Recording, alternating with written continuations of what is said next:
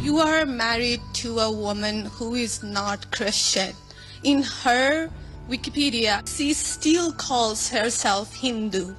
My wife did not grow up Christian. I think it's fair to say that she grew up in a Hindu family. We decided to raise our kids Christian. Do I hope eventually that she is somehow moved by the same thing that I was moved in by church? Yeah, I honestly do wish that.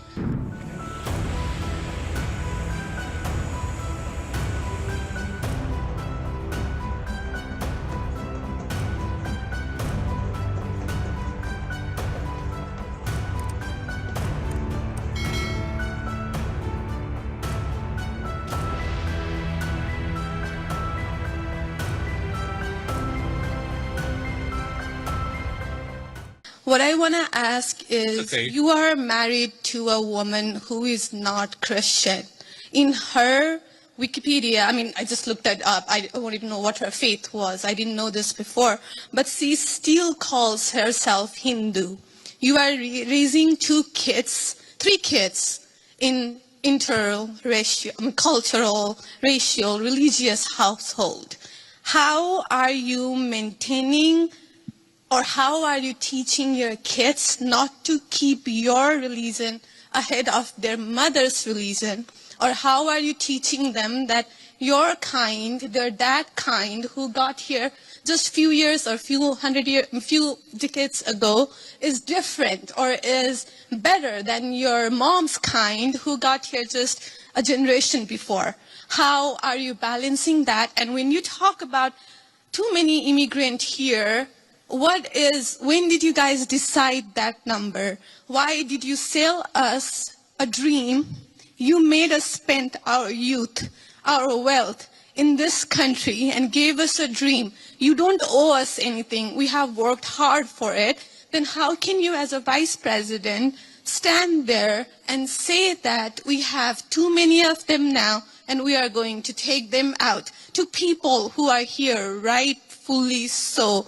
By paying the money that you guys asked us, you gave us the path, and now how can you stop it and tell us we don't belong here anymore? And one more thing, I'm sorry, one more thing. Sure. Do you have to There's a lot there. I don't know if I'm going to remember all this, but yeah, I will try. I'm sorry. I had to say all of this, and please take it with due, I'm saying all of this with due respect. Go ahead. Please. I have no intention of causing a scene here or anything, but... We're not close to causing a scene, don't worry.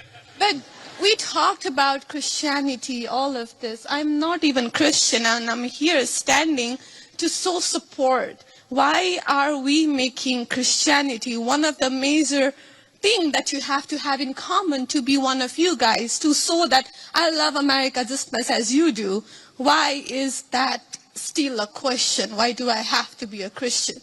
Okay, so there was a lot there, and I'm going to try to respond to as much of it as I can. So on the question of immigration, so first of all, I can believe that we should have lower immigration levels, but if the United States passed a law and made a promise to somebody, the United States, of course, has to honor that promise. Nobody's talking about that. I'm talking about people who came in violation of the laws of the United States of America, and I'm talking about in the future reducing the number of people.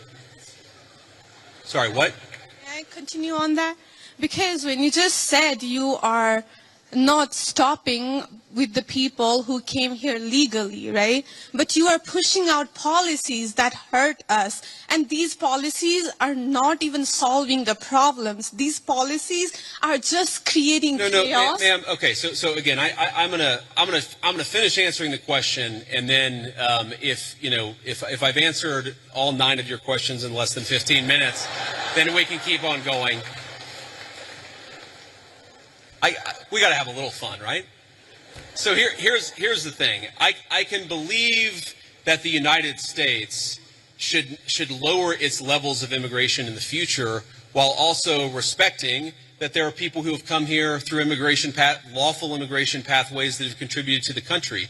But just because one person or 10 people or 100 people came in legally and contributed to the United States of America, does that mean that we're thereby committed to let in 1 million or 10 million or 100 million people a year in the future? No, that's not right. We cannot have I'll go and finish. We cannot have an immigration policy where what was good for the country 50 or 60 years ago binds the country inevitably for the future. There's too many people who want to come to the United States of America, and my job as Vice President is not to look out for the interests of the whole world. It's to look out for the people of the United States. Now,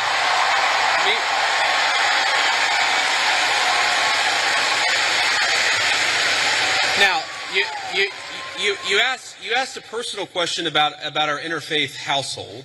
And yes, my wife did not grow up Christian. I think it's fair to say that she grew up in a Hindu family, but not a particularly religious family in either direction. In fact, when I met my wife, we were both, I would consider myself an agnostic or an atheist, and that's what I think she would have considered herself as well.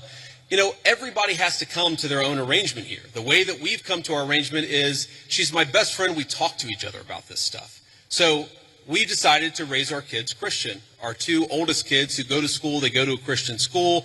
Our 8-year-old did his first communion about a year ago. That's the way that we have come to our arrangement. But, thank you. My 8-year-old was also very proud of his first communion. Thank you, guys. I'll tell him that Old Miss wishes him the best. But I think everybody has to have this own conversation when you're in a marriage. I mean, it's true for friends of mine who are in Protestant and Catholic marriages, friends of mine who are in, atheist and Christian marriages. You just got to talk to the only advice I can give is you just got to talk to the person that God has put you with, and you've got to make those decisions as a family unit. For us, it works out. Now, most Sundays, Usha will come with me to church. As I've told her, and I've said publicly, and I'll say now in front of 10,000 of my closest friends, do I hope eventually that she is somehow moved by the same thing that I was moved in by church? Yeah, I honestly do wish that, because I believe in the Christian gospel, and I hope eventually my wife comes to see it the same way. But if she doesn't, then God says everybody has free will, and so that doesn't cause a problem for me. That's something you work out with your friends, with your family, with the person that you love. Again, one of the most important Christian principles is that you respect free will. Usha's closer to the priests who baptized me than maybe I am. They talk about this stuff. My attitude is you figure this stuff out as a family, and you trust in God to have a plan, and you try to follow it as best as you can. And that's what I try to do. I want to make a final point. So I don't want to cut you off. I want to be respectful to all the people behind you in line. But I want to make this point about immigration, okay? If you ask the question, what is the exact right number of immigrants for the United States to let in, it is just very specific on the context. If you go back to the 1920s, the United States passed an Immigration Reform Act that effectively cut down immigration to close to zero for 40 years in this country. And what happened over those 40 years? The many, many people who had come from many different foreign countries and different foreign cultures, they assimilated into American culture. And there was an expectation that they would assimilate into American culture. I think we have two problems in our immigration system today. And my guess is you're probably a slightly more leftist political persuasion, liberal political persuasion, maybe not. But here's the thing.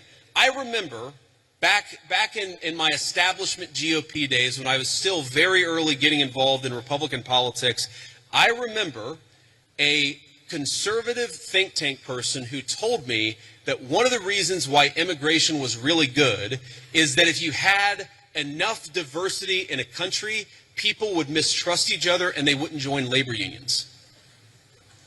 Okay?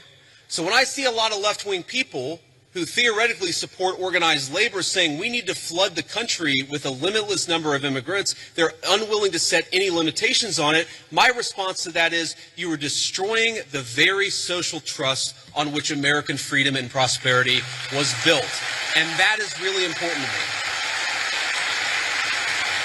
So the honest answer to your question, what is the exact number of immigrants America should accept in the future? Right now, the answer is far less than we've been accepting. We have got to become a common community again, and you can't do that when you have such high numbers of immigration, which is one of the reasons why we have the immigration policy we